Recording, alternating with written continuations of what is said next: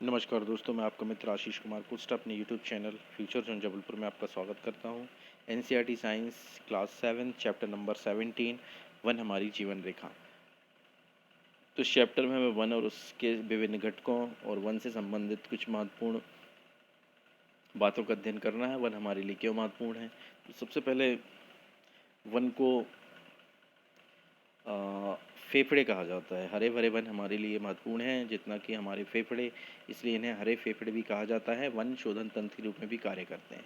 तो यहाँ पे फेफड़े की तुलना की गई, इससे मतलब ये है कि जिस तरीके से फेफड़ा जो है वो रक्त में से ऑक्सीजन और रक्त में ऑक्सीजन की सप्लाई करता है और कार्बन डाइऑक्साइड को बाहर निकाल लेता है, तो वनों का भी यही काम है कि वो मनुष्य और अन्य अन्य जंतुओं के द्वारा उत्सर्जित कार्बन डाइऑक्साइड को ग्रहण कर लेते हैं और वो हमें उसके बदले में ऑक्सीजन प्रदान करते हैं। इसके पश्चात वन अनेक जंतुओं के लिए आश्रय का स्थान होते हैं और अलग अलग यहाँ पर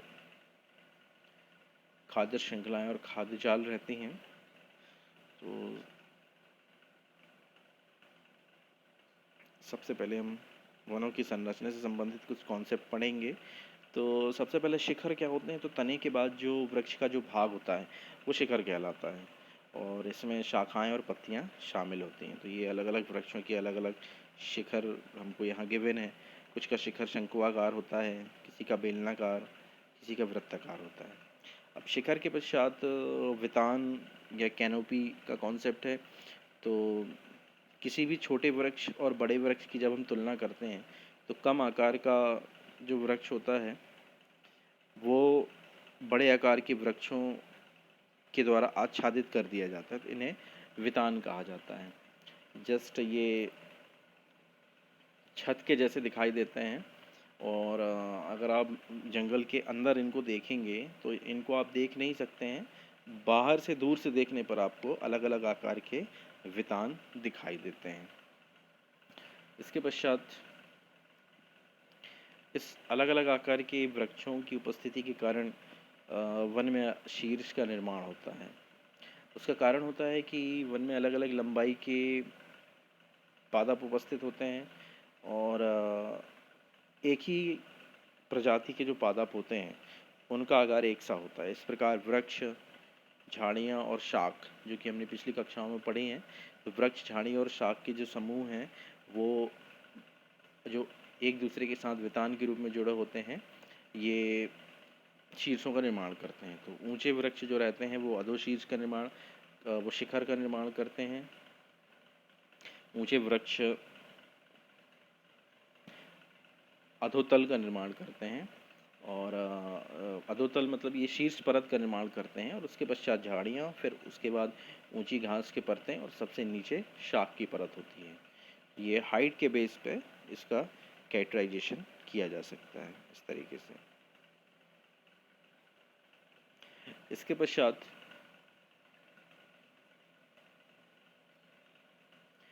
वनों में पाए जाने वाले अलग अलग खाद्य श्रेणी श्रृंखलाओं के बारे में हमको अध्ययन करना है।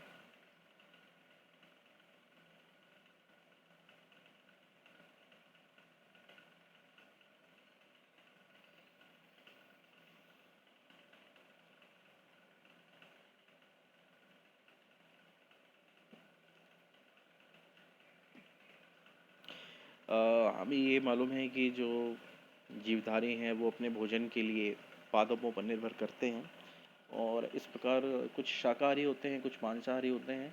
तो वृक्ष से प्रारंभ करके अगर हम देखें तो सारे जीव एक दूसरे के ऊपर निर्भर करते हुए एक श्रृंखला का निर्माण करते हैं और इस श्रृंखला को खाद्य श्रृंखला कहा जाता है।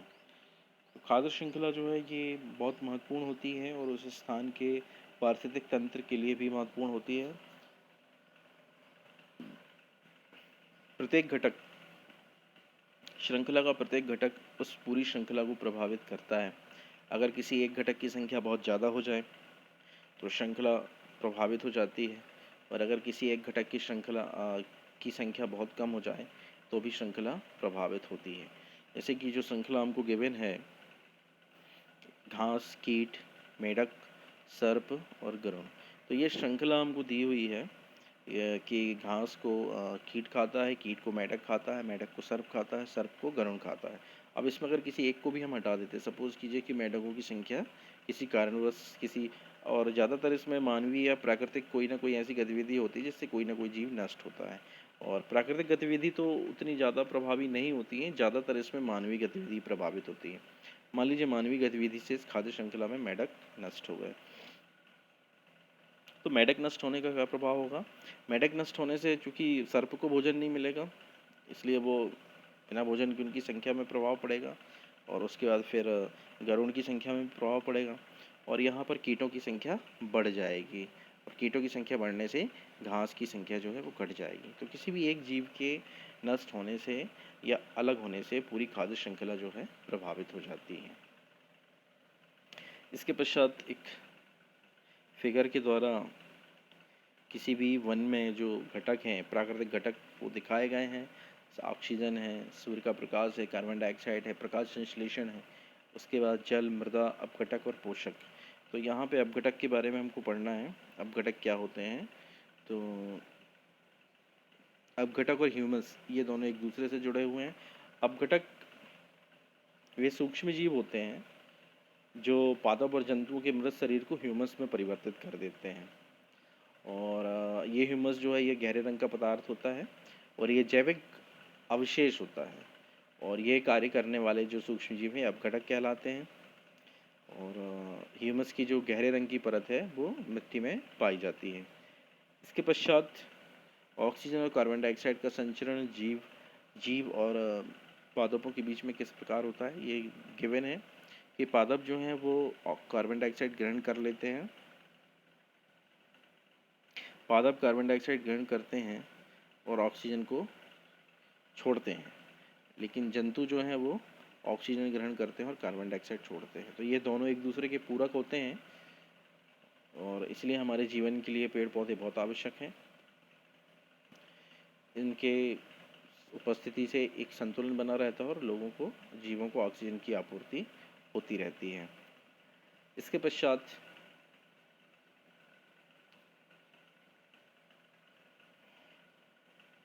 वन जो है वो गतिक सजीव इकाई है।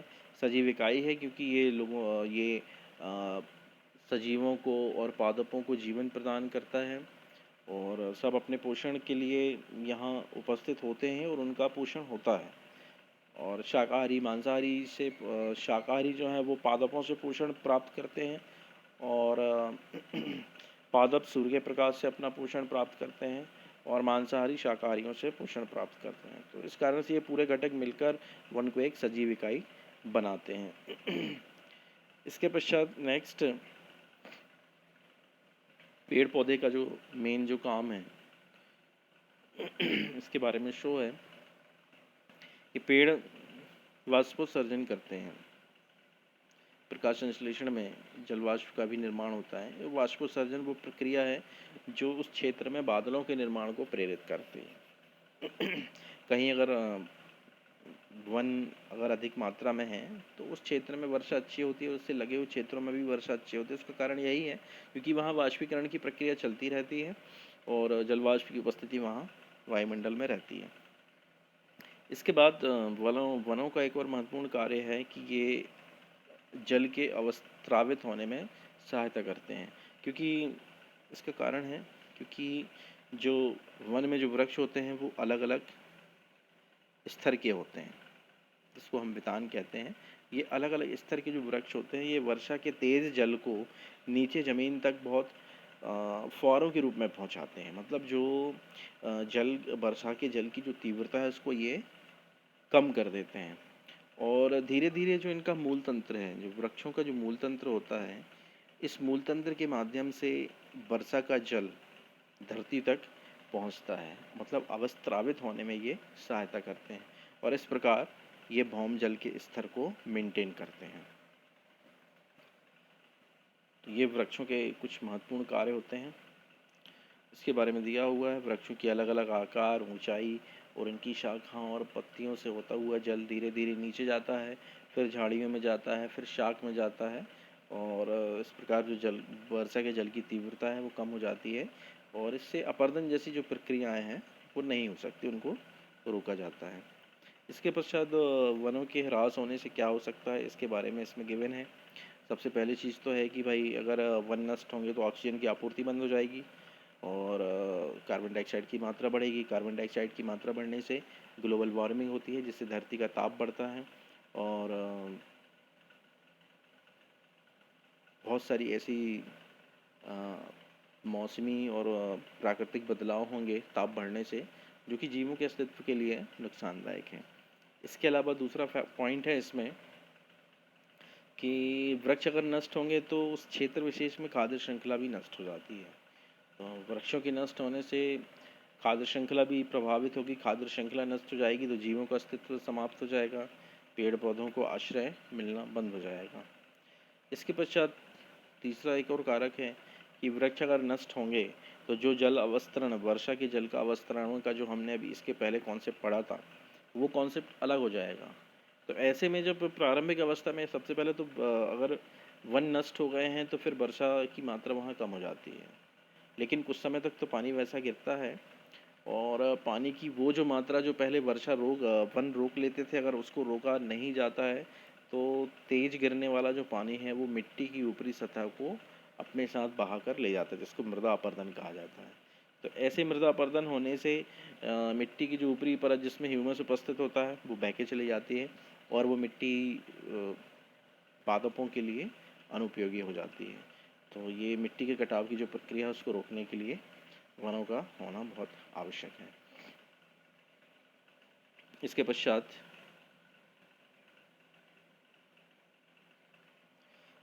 वन वर्षा जल के प्राकृतिक अवशोषक का कार्य करते हैं और उसको धरती में अविस्रावित होने देते हैं। यह वर्ष भर भौम जल स्तर को बनाए रखने में सहायक होता है।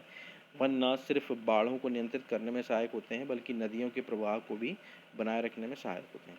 तो यहाँ एक पॉइंट है कि नदियों के किनारे जो वृक्ष लगे होते हैं, मतलब जो नदी के किनारे जो वन पाए जाते हैं वो एक्चुअली में नदियों में जब पानी नहीं भी रहता है तो इन वृक्षों के द्वारा जो वर्षा के जल को जो अविस्रावित किया जाता है अपने मूलों के द्वारा, तो वही इकट्ठा पानी प्राकृतिक झिरियों के माध्यम से नदी में आके मिलता है और नदी के प्रवाह को वो नियंत्रित रखता है।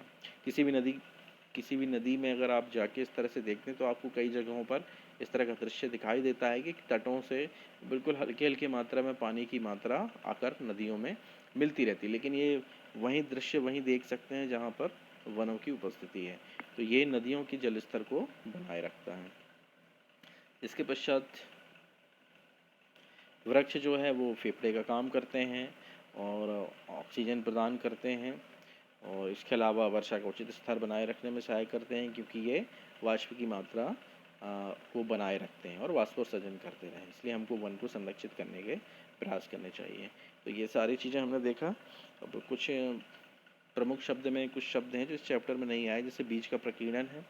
तो बीज का प्रकीर्णन हमने पिछले चैप्टर में देखा था कि किसी भी प्राकृतिक या मानवीय गतिविधियों के माध्यम से जो वृक्ष के जो बीज हैं, जो वृक्ष को जन्म देते हैं, जिसको कि हम कायिक प्रजनन बोलते हैं, तो वो बीज किसी भी माध्यम से अगर मूल वृक्ष से अगर दूर चले जाते हैं या बिखर जाते हैं या उड़ के चले जाते हैं या पानी से बह के चले जाते हैं या किसी जीव के द्वारा चले जाते हैं, तो इस प्रक्रिया को बीज प्रकीर्णन कहते हैं। तो इस चैप्टर में इतना ही। अगर आपको डाउट्स क्लियर हुए हैं और कॉन्सेप्ट समझ में आया है तो मेरे चैनल को लाइक और सब्सक्राइब आप कर सकते हैं। बहुत बहुत धन्यवाद।